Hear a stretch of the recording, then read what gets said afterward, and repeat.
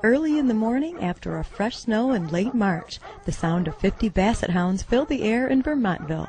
The American Hunting Basset Association was hosting their annual World Hunt, drawing in people from as far as Oklahoma, Pennsylvania, Missouri, and New York. The dogs were divided into groups according to class, where they'd be judged on their hunting ability. Although no guns would be carried today, the dogs would run rabbits exactly as if it were a real hunting situation. The first group of dogs hit the field, where they'd be judged on their work for a 1-hour period. Steve Tillman told me more about these hounds. This is what's called the open class, which means they basically are the beginners. So they're young dogs, and they haven't really figured out, or they're just starting to figure out how to hunt. And as they compete in various clubs throughout the country, throughout the year, they get more points. And as they get a certain level of points, they advance to what's called the champion class, and then eventually the grand champions. So these are the young dogs, and they're still learning. And then the next group we'll send out will be the champions and the grands, and they're much more experienced, and they can run a good rabbit if things work out right. As the amateur dogs ran, it was kind of hard at times to tell if they understood what their instincts were telling them to do. But it wasn't long before they gave us a good view of the first rabbit of the day. And lucky for the rabbit, the only shooting happening today was with the camera. So would these young pups be able to stay on the rabbit? Who knows? Well, they did good for just getting their feet wet. Either way, it's always fun to see a rabbit cross an open path, even when your shotgun's at home. As the beginners were wrapping up, I asked Steve to tell me more about Basset Hounds and how long it takes them to become proficient hunters. Bassets tend to be slower coming on than, say, other hounds, for example, like a beagle. It can take 2 to 3 years sometimes for a basset. Some basset guys may disagree with that, for them to really come into their own. These are young dogs. These dogs are probably 1 to 2 years old, and they're still on that learning curve. Other hunting dogs, for example, a beagle, within a year, they usually, you know what they're going to be doing. Bassets, you have to be more patient. That's just the nature of the basset. Today we're on the World Hunt, which is sort of like the World Series of the basset world. The bassets over the years tend to be house dogs. They lose that instinct, and they become what we would call couch potatoes. Bassets are lovable dogs, but they have lost a lot of that urge, the hunting urge that they originally had. And there's been a remarkable improvement of the breed over the last 4 or 5 years that I've been involved in the organization, of just being able to still identify those dogs that are good in the field and then breeding them back to other good dogs in the field, and thereby improving the breed. And that's what the whole purpose of the American Hunting Basset Association is all about. The hour was almost up for this cast of dogs, and the judge was wrapping up his final scores. Steve said this was a tough morning for the judge. There wasn't much scoring going on, so it makes it really tough for the judge to try to figure out who's going to be the first place dog and the second place dog and the third place dog. It's really tough to judge, and I've been there myself, and it's not a good feeling.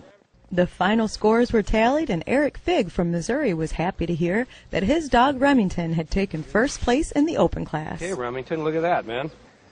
Going to the finals in the world.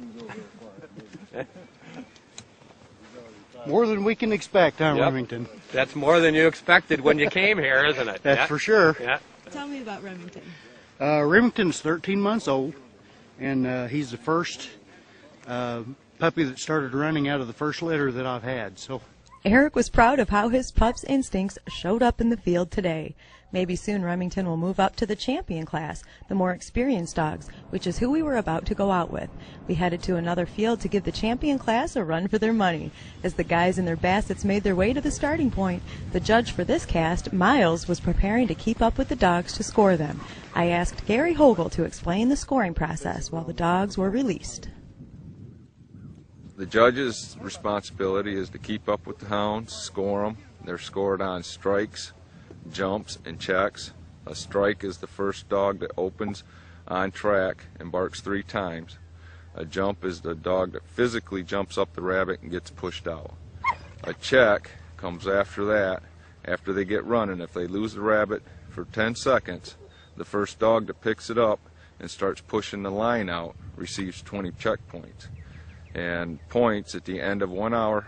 The dog with the most points is the one that wins that cast and advances up to the next level. In order to keep a fair and accurate score, the judge must keep up with the dogs as they work, which means he often has to run. Since Miles runs cross-country, he had no trouble keeping up with the dogs.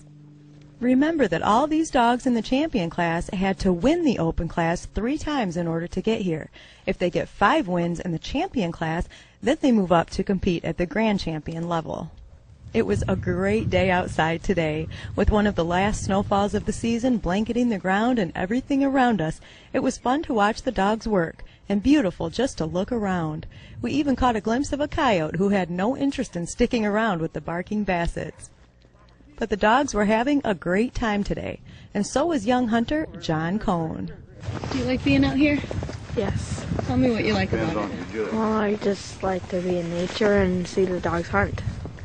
Well, that's certainly what we were doing today. The camaraderie out in the field is thick. Steve Tillman explained how that's a big part of why people come so far for this event. They've come to compete with each other, but it's more than just competition. There's a lot of friends, there's a lot of camaraderie around in here. People we have seen that we haven't maybe seen for a year or so, and we all have something in common, and it's just a good family time. Although only about 50% of these Basset lovers actually hunt, training and running their dogs is a lifestyle. And if you're looking for someone to talk Bassets with, Rod Place is the guy. I'm state representative for the American Hunting Basset Association. The headquarters for that is in Frankfort, Indiana. I'm also president of the Great Lakes Basset Club and the Southwest Michigan Basset Club.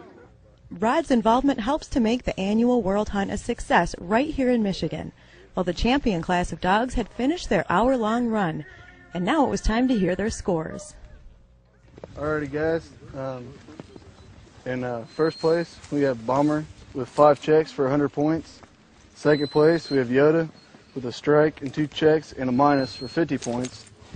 Third place, we got Dolly with a strike and a check for 40. Fourth, we have Radar with a strike for 20. And in last place, we got Shorty with a nap for 0. Congratulations, man. Thank you. Congratulations. Thanks for judging, Miles. Yep, Miles. Thanks for good. Thanks, Miles.